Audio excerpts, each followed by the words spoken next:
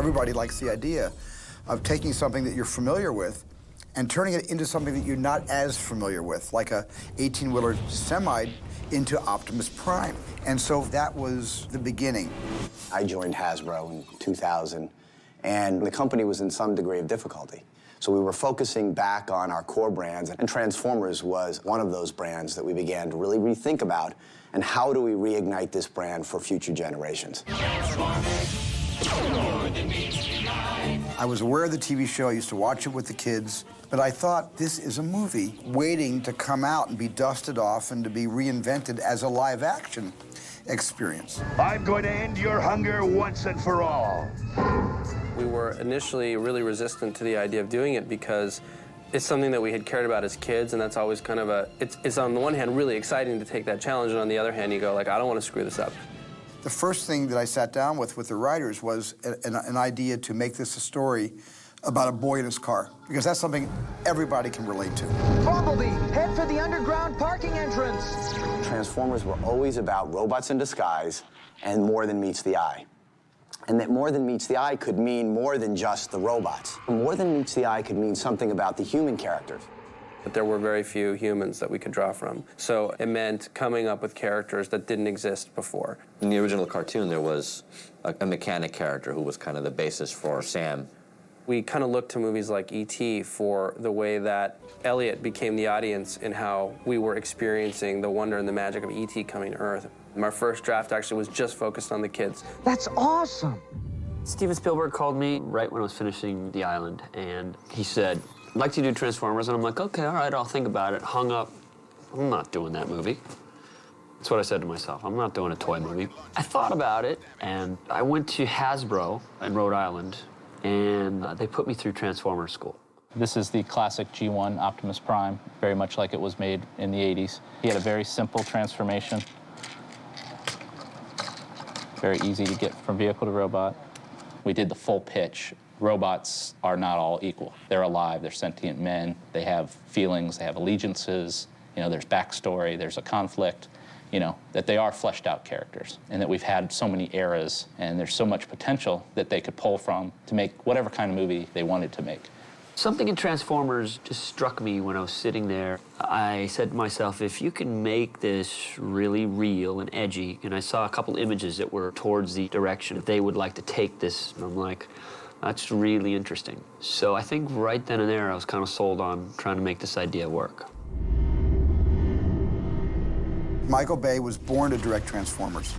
He was the perfect fit for this concept.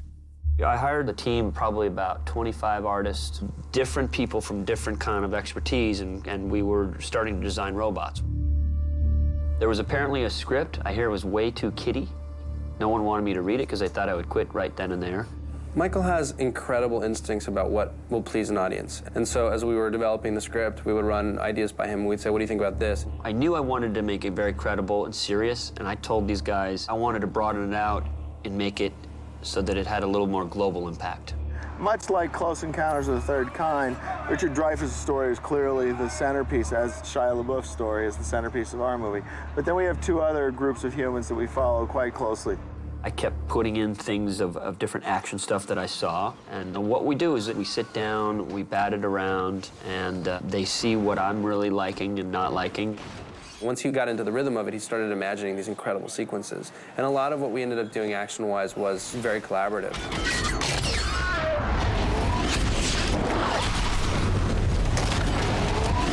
He is the sickest action director on the planet.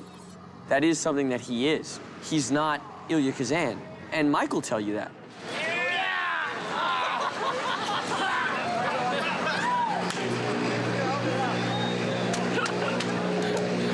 That's funny.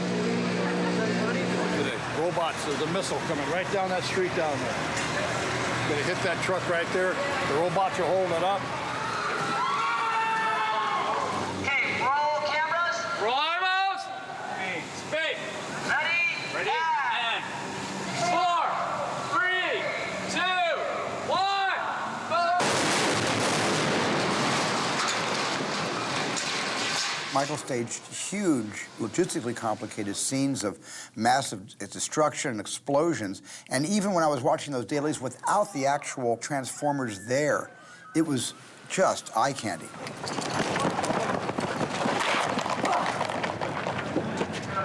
In this movie, Michael is the star, and Michael is so much fun.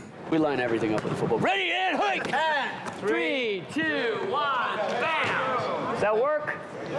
Thank you very much. You got the timing? That's perfect.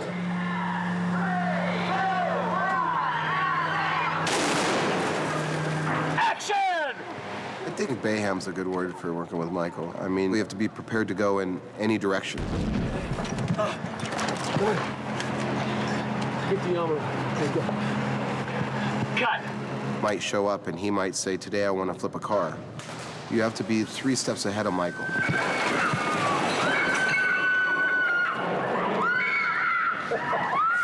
Smells good.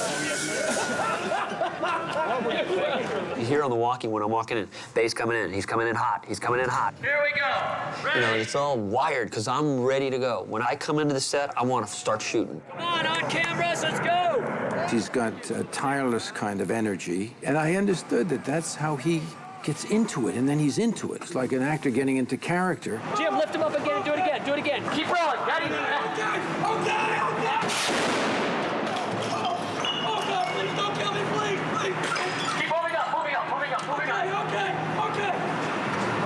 Jim, lift him up again and do it again. Do it again. Keep rolling. Got it. Mike needs people who can accommodate his needs, and you need to be able to adapt. You can't be the guy who's got the script notes and the ledger, and no, I can't do that because in the next scene you can't be that guy. Mike will eat you alive. This ain't gonna. It ain't gonna. Trust me, I saw it. I'd sit under it. Trust me, I said.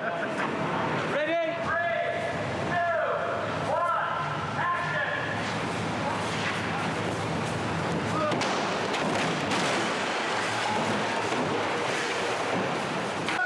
What he is he's very honest, he's very blunt, he's very direct, he's very opinionated. Give me a shot, Dave. And he has an amazing visual sense of film. Yeah! He likes to use the megaphone once in a while. Ready and rolling cameras. 3, 2, 1. Stay there, behind the pillar. No, you're going the wrong way. The other way, other way. God, he doesn't pay attention to what we're shooting. The thing about it is it's never personal. Oh. What are we gonna do now? What are you gonna do, man? Yeah, buddy. Really? Here, Randy. What? I've worked with a crew, many of the same people for 10, 15 years. And so they know my style, they know my pace. Hey, Mike, we can get a flag.